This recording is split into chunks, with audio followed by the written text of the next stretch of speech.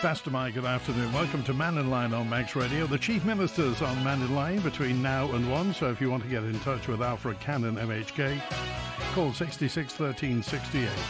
Text 166 177. Email studio@maxradio.com. You can WhatsApp on 166 177 as well. Now we're live on Facebook and YouTube. So between now and 1, the boss is here, the Chief Minister of the Isle of Man.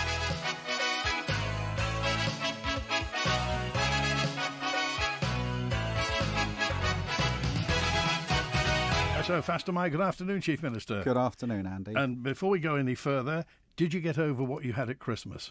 I did, thank you very much. There was a lot going around, wasn't there? There was, and apologies that I didn't make my my slot with you before just before Christmas. But yes, I'm fully fit and functioning. Okay, so what's the top of Alfred Cannan's priorities at the moment for government?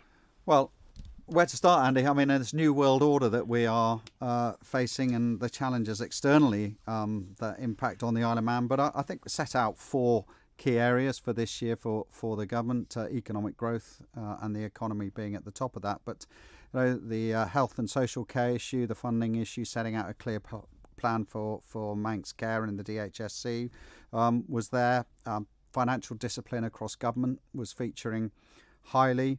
We've got very strict budgetary controls in place at the moment, and we need to maintain our financial discipline. And security and immigration were high on the list as well in terms of both our economic security, but also our physical security as well. Much has been made about the situation with Manx Care and DHSC. Have you got a way forward in your mind? Do you know which way it's got to go? We are actually. I mean, apart from saving a lot of money, we are taking this forward now, Andy. That's why we have put the operating plan, the mandate and the operating plan together, right in front of Tynwald for debate, and only last month brought forward the associated budget with that as well, so members and the public get a full view of what Manx Care is setting out to do. And that needed to be done because I think previous years what we've had is a mandate come through in March, and I think last year the operating plan came through in June. How can anybody conduct the right financial discipline and right delivery of services when everything is so disjointed? So we're making a very positive step forward. It is difficult. There is a transition going on. This mandate that we have delivered alongside the operating plan for Manx Care is about changing services and taking services back out into the community. It is also about delivering healthcare, knowing what we are getting in terms of healthcare delivery for the money that we are providing the healthcare service. And for various reasons that needed to be realigned, and we really needed to bring some discipline to the way that healthcare was being delivered on the island for very good reasons when it comes to our long-term fiscal positioning and the competitiveness of our economy. I mean, obviously, looking back isn't helpful in many things. We have to move forward, but how did it get like that? How did it get disjointed? I mean, surely the arrangement between DHSC and Manx Care was clear. Everybody knew what they had to do. How come it kind of just lost its way?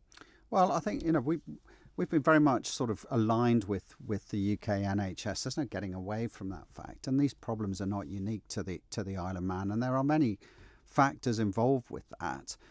Everything from the scope of health services, and I think that's expanded out. Society's needs has developed over time. Demographics have changed, but there has also, I think, fundamentally perhaps been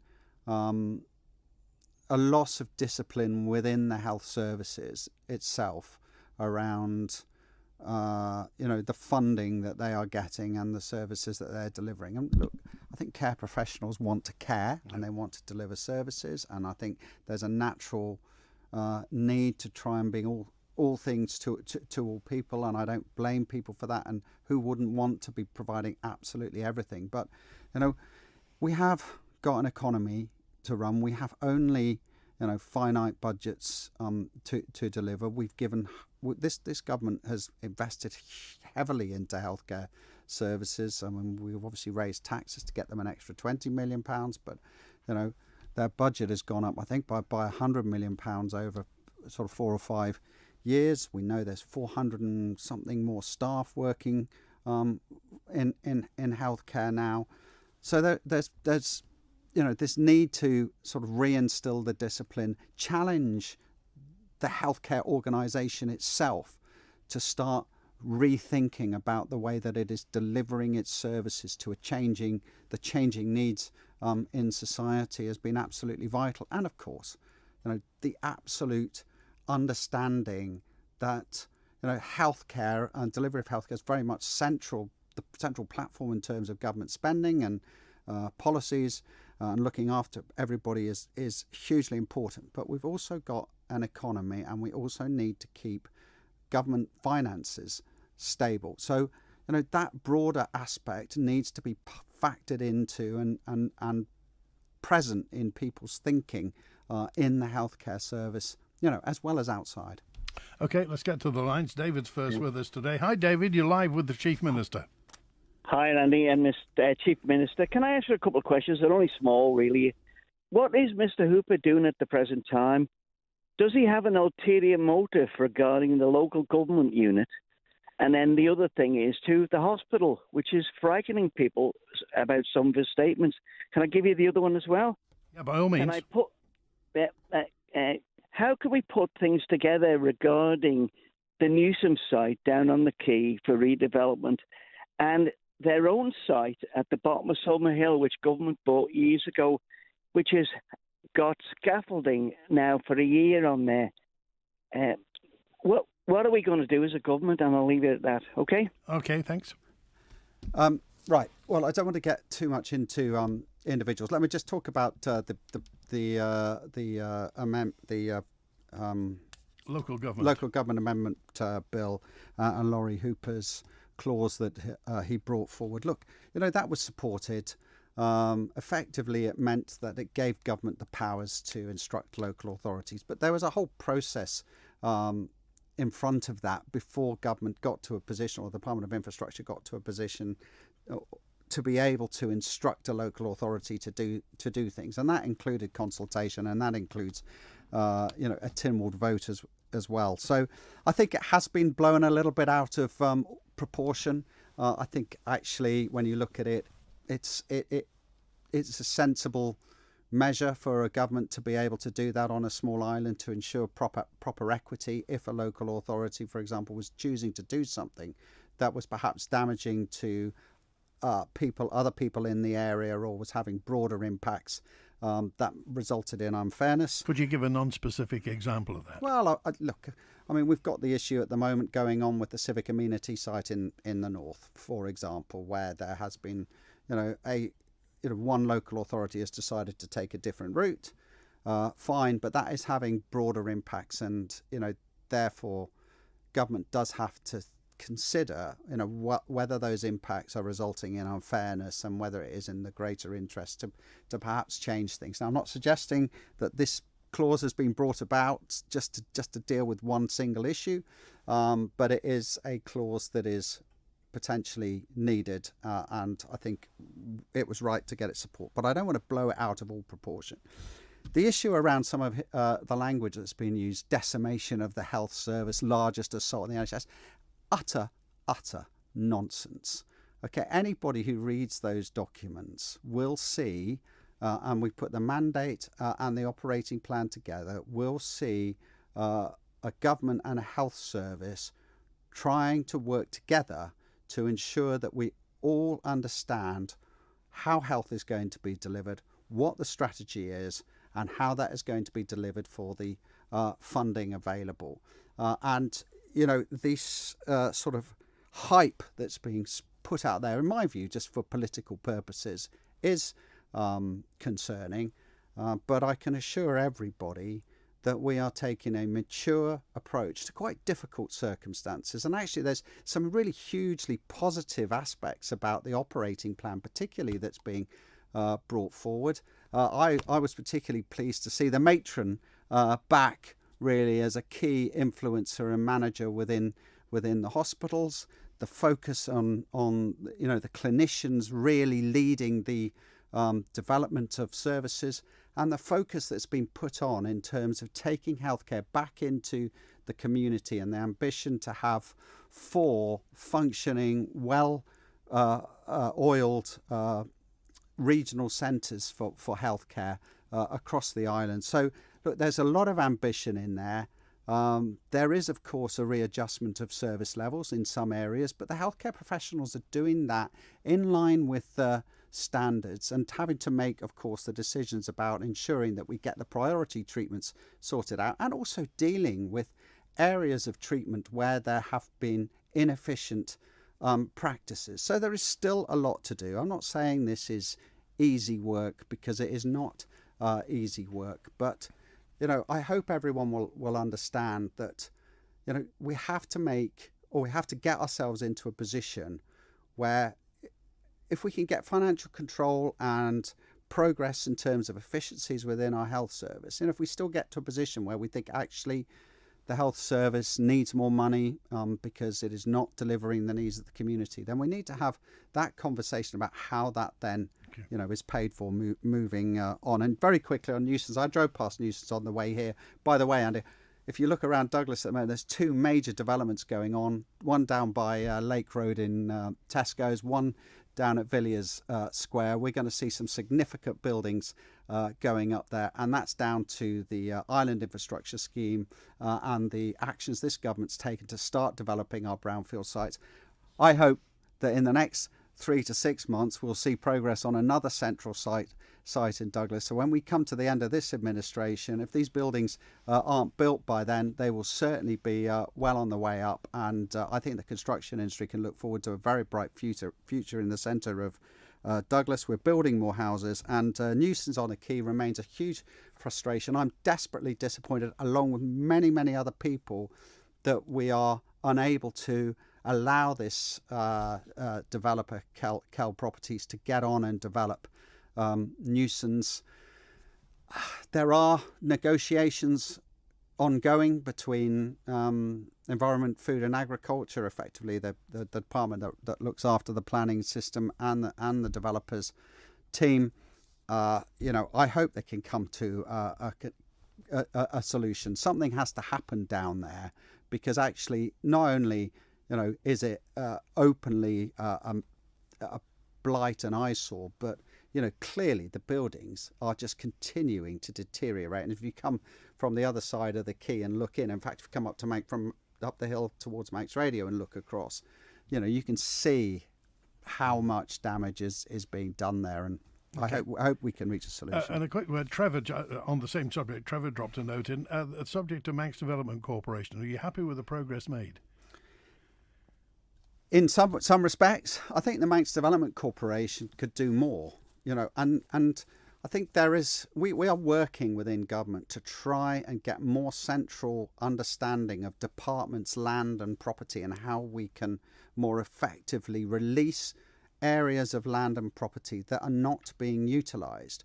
But government's also got this, or departments have this need to plan strategically as well into the future, and there has been a reluctance to release land. But look, we're moving forward to try and bring progress. That's part of our efficiencies program, is to look at our properties, how we're managing those, and how we can better apply strategic planning to release some of these sites that are potentially holding the island back and holding development opportunities back. Okay. Hello, Howard. You're live with the Chief Minister.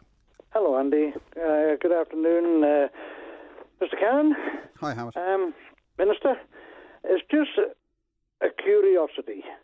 With the problems they've had down in Douglas Harbour of recent with the new vessel grounding, and the almost facetious headline that came the other day from the DOI that we've known about the problems down there since 24. So if that was the case, and that is an island lifeline and a vital lifeline that something hadn't been done about it. They're now having a knee-jerk reaction and talking about dredging. So this is a problem that's not just happened overnight.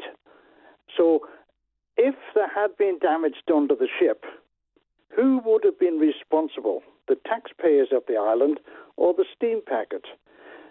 Plus the delays that have been occurring, not just now, this has been happening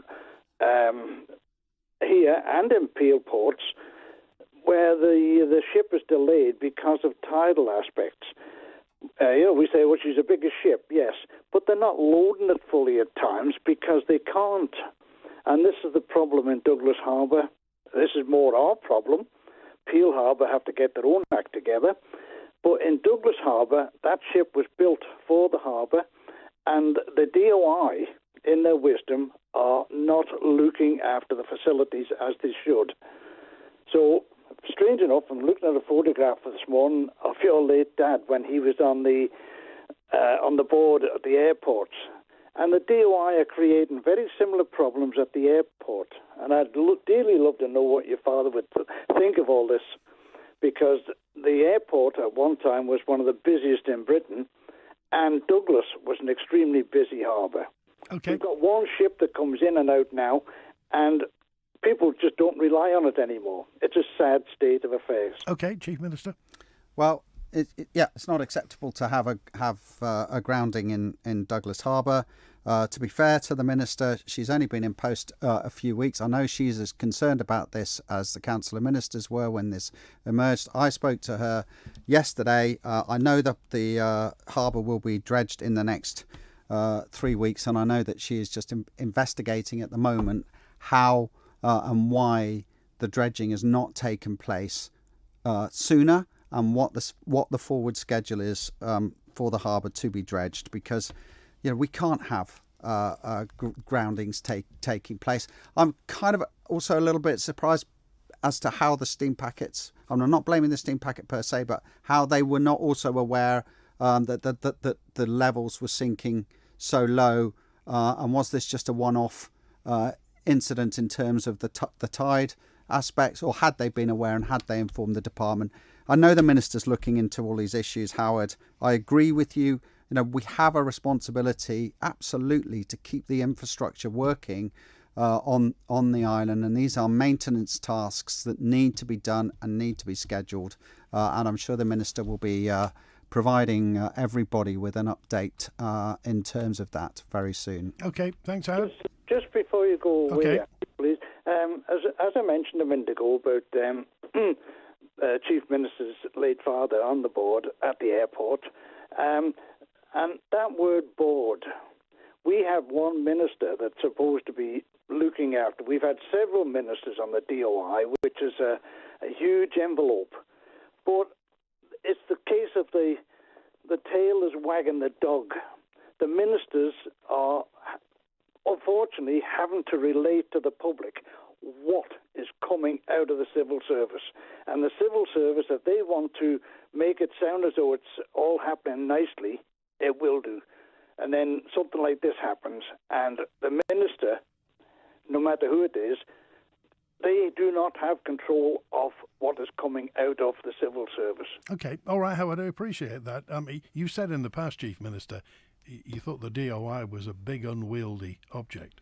So there has been some progress, or at least attempts at progress, in terms of certainly the airport, Howard. There was a shadow board put in place with the intention of converting that into a full board. Government was assessing how that would actually be structured, and I know that the new minister has gone in again with the brief to evaluate whether or not there can be clearer lines of communication, control and management put in place in order that the reporting and the understanding of what is going on in quite a diverse department, from buses to trams, trains, Housing, seawall, infrastructure, housing, is properly overseen, and we get some clarity and responsibility and accountability, for all these different areas. But by the same token, there are complexities that the department has to do in terms of prioritisation. Lots of infrastructure. They've had to deal with significant damage this year in terms of storm damage as well. So it is a busy department. But absolutely, Howard, I agree that if you are going to effectively manage this, then you need to have some proper control over these different separate entities and areas within the department. Okay, Howard, I appreciate that. Thanks for calling today. Let's get to the answer phone now and a message on the phone. Hi, Andy. A message quickly for the Chief Minister. Aside from the health service, but related to the funding, can you confirm at what age public sector workers can retire, given that the retirement age for private sector workers is now 67? Thank you. Bye. So I think the ages generally for the civil service has moved under the government unified scheme to 60 years old. But there are a number of different elements of the schemes that make up the public sector pension authorities' work. And the range of retirement ages goes from, I think, 55 to 75. But I think I'm safe in saying that the standard at the moment is 60, with some exceptions for teachers, police and one or two other areas. OK, we're live with the Chief Minister through till 1 on Mannin Line today. If you want to, you can get in touch. Text, email, call, WhatsApp. Take control of buying tyres and arranging vehicle servicing when you visit tyres.im, where you can check out the wide price range, order your tyres online and book into Quayside Tyres for a fixed price or full warranty service. It's easy to book your slot at a time to suit from the comfort of your laptop or phone. And you can even spread the cost over 4 months interest-free. Find a wide range of services and book online now at tyres.im. South Key Douglas, don't delay, have safer tyres today. Quayside. Spectrum Windows. If your house needs a new look and your windows ain't in rain, Keep those cold breezes out and make it look like new again. Spectrum Windows, Spectrum Windows. Quality through and through. Great work guaranteed to you. Spectrum Windows, Spectrum Windows. Spectrum Windows. I used to make waves. Now I ride them. I used to ask why. Now, why not? Well, I used to set goals. Now I'm set for life. With no monthly fee, dedicated support and plenty of global perks. Elevate your everyday with HSBC Premier. HSBC, opening up a world of opportunity. See website for details. T's and C's apply. HSBC Bank plc in the Isle of Man is a participant in the Isle of Man Depositors Compensation Scheme, as set out in the Depositors Compensation Scheme Regulations 2010. Here at Manx Radio, we've loved seeing all your photos from World Book Day, and there's still time for you to enter and win our World Book Day competition. All you need to do is share the photo you took of you in your favourite book character costume to the pinned post at the top of the Manx Radio Facebook page. Get posting and you could be one of 2 lucky winners to win a £25 book voucher. You have until 8 o'clock this evening to share your photo, and then make sure you join us on Monday morning at 8:30 to find out if you're another winner here on Manx Radio. The Mannin Line with Andy Wint. Live with Chief Minister Alfred Cannan, MHK. Lots of questions, in fact some very specific questions about Manx Care. We've talked about Manx Care funding in principle in the past, and we'll possibly talk more about that if we have time today. I want to go to... Oh, Julian's on now. Hi, Julian. You're live with the Chief Minister. Hi, Andy, and good afternoon, Chief Minister. Good afternoon, Julian. Hiya. With the 20-mile-per-hour speed limits being rolled out across the towns and villages of the island with no public consultation or detail in the accident data to justify this, and then you've got the Safe Access Zone and Protected Spaces Bill, which seeks to, again, limit us, but in the terms of freedom of speech and expression. Why are public consultations now either non-existent or too late? especially considering the access zone bill has already had its second reading with agreement in principle. Now we've finally got the consultation. And why is it that so many of these actions being taken to limit the public instead of concentrating on urgent problems like the healthcare, the roads, the airport and sea travel and other things too?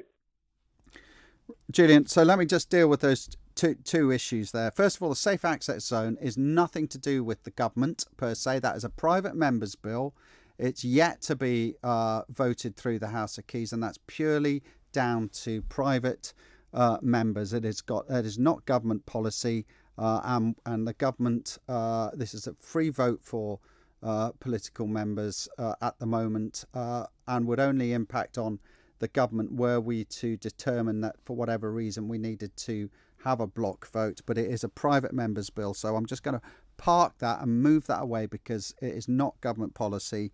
The public consultations and the 20 mile an hour zones. So my understanding was that the department was going to run some consultation with various regions regarding this. I know they've published maps as to where these 20 mile an hour zones would apply.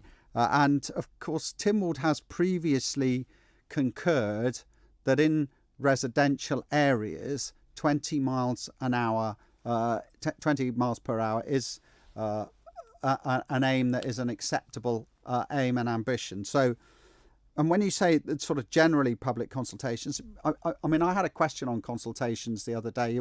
We try to engage, government is required to engage, of course, with the public in many areas, and particularly when it comes to legislation or certain legislation.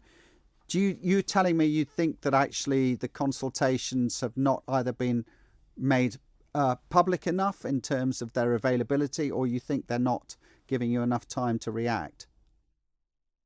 I think also it's important to know, for example, with a consultation, perhaps people might be asking, is this accident data, I mean, the 63 people that have been involved in these accidents, was this in a 30 speed limit, or was it in a 50, or was it in a no speed limit? In which case, if you start making blanket decisions on reducing 30 miles per hour, is it relevant? I mean, that information doesn't seem to be widely available. And also, when you do look at government data, there's a suspicious spike in June, which of course coincides with the TT and a huge increase in the population of the island, which isn't really relevant to does the Isle of Man need to reduce from 30 to 20? So what do you think's behind it, Julian? I don't know. I mean, we've also got the hate speech bills going through at the moment, another sort of, I suppose, attempt to limit us. And if you talk about public consultations, from memory, the assisted dying bill, that consultation was narrowly a majority that didn't want it, and yet it's still going through. So I'm just at a bit of a loss as to why the consultations are either not around, they're too late to really matter, or you have it and it doesn't matter anyway. Well, I mean, two out of those three examples have been private members' bills, Julian. That responsibility has been with the private members, and of course, then that responsibility for assessing that data lies with the House of Keys. So I hope you'll understand if I just don't get drawn into private members' work and the way that it is conducted, because I think I need to represent the government today and talk about. But just about for the record, issues. could you just give us a pen portrait of a private member's bill versus a government bill? Yes. So if a private member wishes to move something, Alex Allinson determined that he wanted to come in and bring forward the assisted dying bill. He had to seek permission from the House of Keys to bring that forward. It is up to the private member then to go ahead and follow the procedures in terms of drafting that bill, the consultation that they undertake around that bill, and of course then bringing it back to the House of Keys for second reading, and then for clauses, and then for third reading. And it is then a matter for the individual politicians. The government actually rarely intervenes on private members' bills, if ever. Actually, I'm not sure. I've got an example to say when the government intervened. The private member has brought it forward, and then it is purely in their hands. And I will vote, and ministers will vote as private members of their own volition in accordance with their own thoughts. And that's one of the privileges of being an MHK, that you can bring forward private members' bills. That's correct. And, as I said, normally they will be allowed to proceed without any government interference. I think actually there have been a couple of times when the government has decided that the members' bill would interfere with the programme for government that's been set out, and council have decided to vote against having that bill taken forward. But that's sometime in the distant past. Most of the recent private members' bills have been allowed to proceed unhindered from government, and ministers have voted as private individuals. Okay, thanks, Julian. Okay, thank you. Cheers. Okay, Jane dropped a note in just to say, could you ask Mr. Cannan, when are they going to complete the tram rails to the sea terminal? There may be money available when of course, you're now finding money to install 20 mile per hour speed limits. So the tram tracks are very dear to many people's hearts, Chief Minister. So I'm not aware that there's a programme of work scheduled in the immediate future for that to happen. The cost of the 20 mile an hour speed limits, I am informed, has been low. I don't have the exact figure for that. This is in terms of the DOI's plans. This has been a very recent announcement in terms of the extent of their application of this 20 mile an hour zone for residential areas. So there are no plans, as far as I know, for any rails to be extended down to the sea terminal in the immediate future. Ian dropped a note in just to say, is Mr. Cannan happy that Conister are now offering mortgages? There's a Manx lender for mortgages on the Isle of Man. Absolutely, of course. I think it's great news. It's great news for Conister, and I think great news for the community that we will have additional support from what has been very much a local success story, I think, in terms of Conister's presence on the island. Okay, and one thing I just want to highlight as well, there was some good news as far as the jobs numbers were concerned recently. What's the unemployment rate is way down, isn't it? Well, it has been for some time, Andy, but there's 1,300 more people in jobs than there were at the beginning of this administration. And actually, the numbers of people coming to the island, I think from the data that I have seen, continues to push upward. I think until you actually get to the census, it's always hard to predict with absolute accuracy. But from everything I've seen, we are back to the numbers on the island that we saw in 2011. After many years of decline. If you remember that period between 2011 to 2016, when I first came into politics, we were losing people. In fact, the census in 2015-16 showed that 500-600 people had left the island. There had been a net decrease. And of course, the concern at that time was the decline in the island, the potential decline in terms of services, of income. And of course, we've now seen a steady graph curve back upwards in terms of people coming to the island. It's good news that we've got 1,300 more people in work, because there have been a number of reasons why we needed to get people back into jobs and fill those vacancies that were existing in many different areas across our economy. So where does government get sort of ongoing stats as regard the population? Is it GP registries? Is it NI registrations? Well, I think most of the data will come. A lot of the data will come off the come from the Treasury. Okay, live with Alfred Cannan through till 1 o'clock today. Text team, I've got lots and lots of messages to get through. Back pain, neck pain, headaches, joint pain. At A Line for Life Spine and Posture Clinic, we've been helping Manx residents for 15 years with our holistic, evidence-based care and therapies. Plus, we're now open Saturdays to make it even easier to see us. Visit our brand new website at alignforlife.com or find us on Facebook for opening hours and more information. A Line for Life, 15 years serving the community of the Isle of Man. As a long-established firm, Mann Benham offer a comprehensive range of legal services assisting individuals and businesses, from sole traders to the island's largest employers.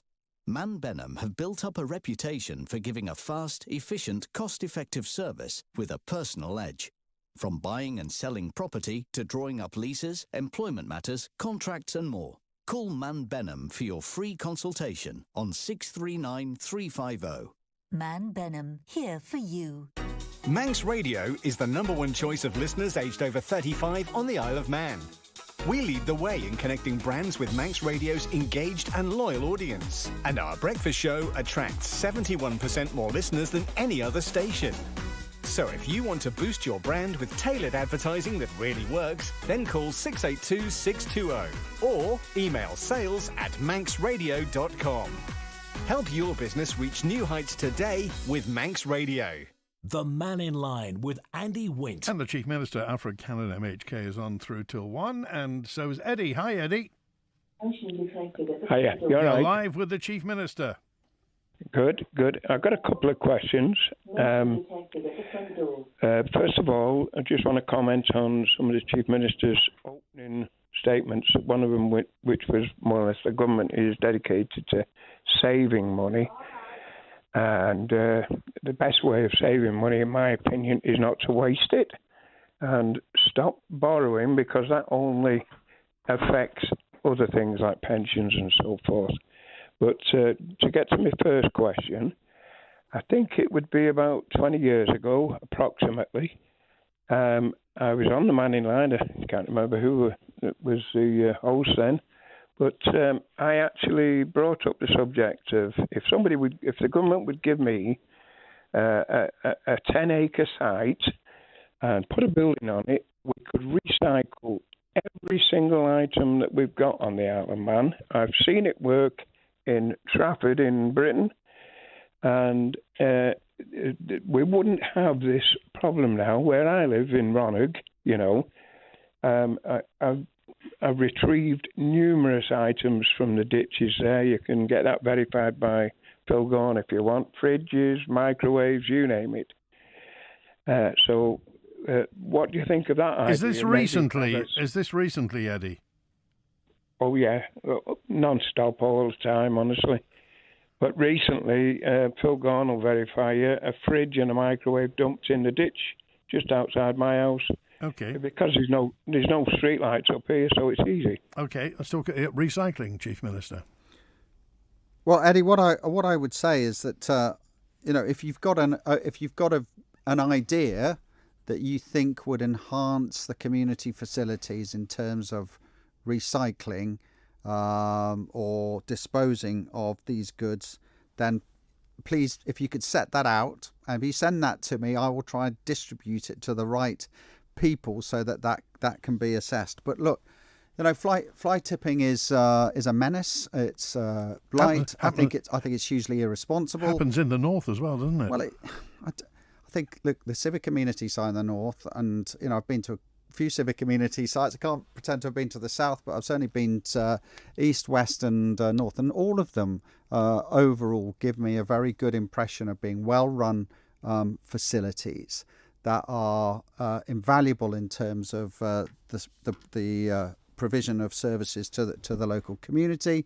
Certainly in the north, where I see it most, it's well used. It's a lot of discipline applied there. I can see a very effective methodologies being applied in terms of how they are recycling their goods.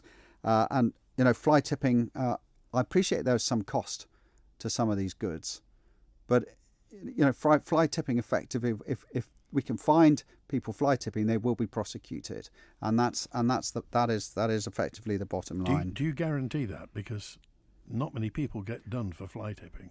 Well, no. I mean, in terms of police resources, there's a lot of issues for them to look for. But if somebody is found fly tipping, the powers exist for them to be prosecuted, and I very much hope they will. Okay, just one question then regarding that. The introduction of charges at amenity sites, is that a revenue generation scheme? I mean, well, the revenue's got to come from somewhere. I mean, as you know, the amenity sites are paid through the rates, and I guess the charging of those goods will be have been applied in order to keep the facility working to its budgets. Any thought of just putting the rates up and making it free? It's not a decision per se that I've been involved with. It's very much the local authorities' remit, and the boards that are looking after these amenity sites. I know are working incredibly hard to get bang for their buck. There is substantial cost attached to these white goods, effectively, and other similar items. They've got to be disposed of carefully. There's obviously higher costs associated with that. Is it fair just to spread that cost to all ratepayers, or should there be an element of individual responsibility in terms of the disposal of those goods? And I, at the moment, concur there has to be an element, or should be an element, of individual responsibility. Look, and if we could make everything free, then that would be good news. But clearly that is an impact on people's pockets, and we need to do things fairly. There's no such thing as a free lunch, so nothing's free in the end. Somebody's got to pay for it somewhere, I guess.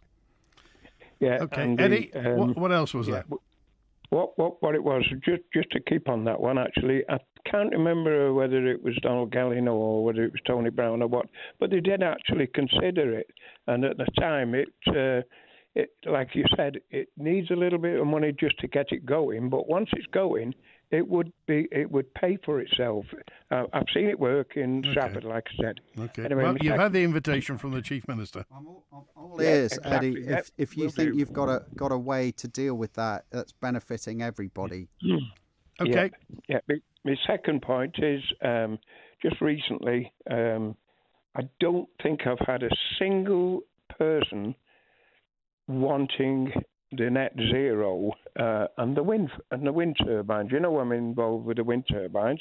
I know I live in the area and all the rest of it, but we'll all be NIMBYs eventually if it goes ahead. I have seen so much over the last 2.5 years. I've got 32 reasons why it should not go ahead. It's to be printed in the future. We're waiting for the planning board, of course, to throw it out as well. And just recently, we've had everything seems to be going wrong lately. We've had the Kroger incident, and I did ask for a bit of an inquiry into that because somebody is fibbing somewhere, and the public out here keep asking me, who is it that's lying? Okay, all right. Well, then first things first. Let's we're getting bogged down there. Let's just go back to net zero, Chief Minister. If anybody can read what it is, go to netzero.im. There's the government's net zero policy. This is public policy. It's government. It's the government will. Where do you stand on the net zero policy? Well, there's a statutory requirement for government to achieve net zero by 2030, but there are a number of challenges associated with that at the moment, and we can all recognise those challenges being played out daily, both sort of nationally across the water and more further afield, and the challenges that exist. Look, the core of this is about energy and the provision of energy and how that is brought forward into the future. I've always taken a very pragmatic approach, and I think we should be pragmatic about how we go about this and ensure that we are making decisions that are going to benefit the community, are going to be cost effective, and are going to make a definitive contribution to our security in the future. And that's why I think when you are looking at the projects that are being brought forward, you have to take a cautious approach, but you have to take a sensible approach. I am well aware that the cost of this, in terms of how people are paying for energy through renewable sources, particularly wind in the UK, has grown and grown and grown. And I think last year the net cost in terms of keeping turbines switched off effectively was something like £1 billion. And I know that this year as well, that cost is already mounting. I think the island needs to be pragmatic about it. I think there is clear value in what is currently proposed in terms of the propositions, both onshore and offshore. We need to see that value clearly as time progresses in terms of the cost, generation costs, and how that cost will then translate into the price of energy, electricity, when it is being delivered. And of course, within that, we also have to make sure that the positioning of any turbines that are brought on to the island is correct. And that will actually be, of course, a full and independent planning process. And so, Eddie, you will obviously have your opportunity, should things progress to that stage, to be able to properly represent those 32 points that you have. Okay, that leads me on to Stephen, and a message also from Simon, who both said, does the government know how much Ørsted will pay for the offshore wind farm? I'm not asking you to say the exact price, but does the government know? Have you been in negotiations with Ørsted? Yeah, in terms, you mean the government, the revenue to government from the Ørsted? Yes, exactly. How much the Isle of Man will get? Well, that is still at the moment unclear. And I'll be honest, part of that calculation really is then therefore set at, Ørsted getting the relevant permissions, but also understanding how the interaction is going to work with the United Kingdom. And I think last time I was here on the programme, Andy, we were talking about the contracts for difference, the CFD rounds, and Ørsted have got to be able to supply that electricity competitively. Those discussions are ongoing. So the exact amount that will come to the Treasury, if this all comes to fruition, is at the moment uncertain. And is there any sort of political uncertainty regarding the fact that they may have to negotiate with the UK government for CFDs to land the electricity there, but the wind farm is going to be in Manx waters? Yeah, so we are having those discussions at the moment. I've had those at political levels. When I met actually the Prime Minister at the British-Irish Council in December, this was one of the discussion points that was brought forward. There is an opportunity, if the UK were going to meet all their targets, for Ørsted to contribute over 1% of that target through the Mannin proposition. And therefore there is some benefit to that renewable energy being put onto the UK grid. But there are complications, in terms of how that electricity is landed, what that means, who underwrites it in terms of that strike pricing. So those negotiations need to come to some sort of conclusion. My ambition is that those will be concluded within this next six to 10 months, so that we have some clarity around by the end of the year. About the viability of the commercial proposition. I think both Ørsted will want to be seeing that, and the island wants to see and understand that as well, because absolutely vital, of course, going to the original question, that we understand what ultimately the island will benefit in terms of the financial revenue that would come from this project coming to fruition. Okay, Cara said, this is going to be the last question, by the way. Cara dropped a note in just to say, is the Chief Minister still wedded to the idea of 15,000 more people on the Isle of Man? I think that was really all about 5,000 new jobs. And I keep going back to this, the 5,000 new jobs. I mean, that projected 15,000 more people was not just 15,000 people arriving on the island. This was creating the economic conditions for the island's sustainability and growth into the future. I think we have to temper that, of course, with the ability of us to maintain that infrastructure, to maintain those services, to continue to develop. Of course we do, and of course we need to have that stability in the economy.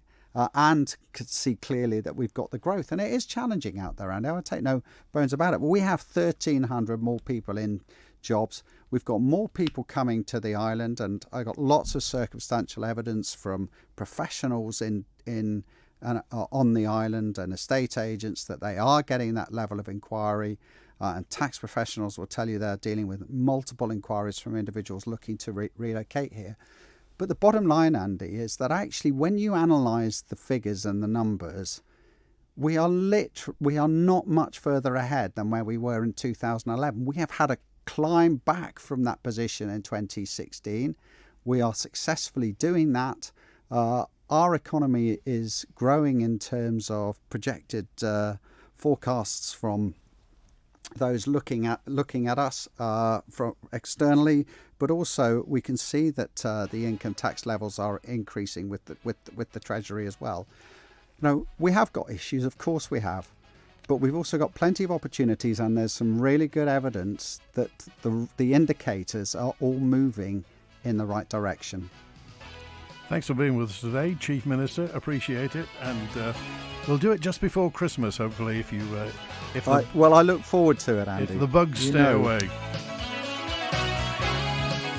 Chief Minister Alfred Cannan's been with us. By the way, next week on Connecticut Day, Rob Callister will be on Mannin Line, and shortly after that, Cabinet Office Minister David Ashford as well.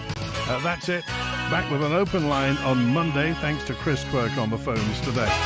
Have a great weekend.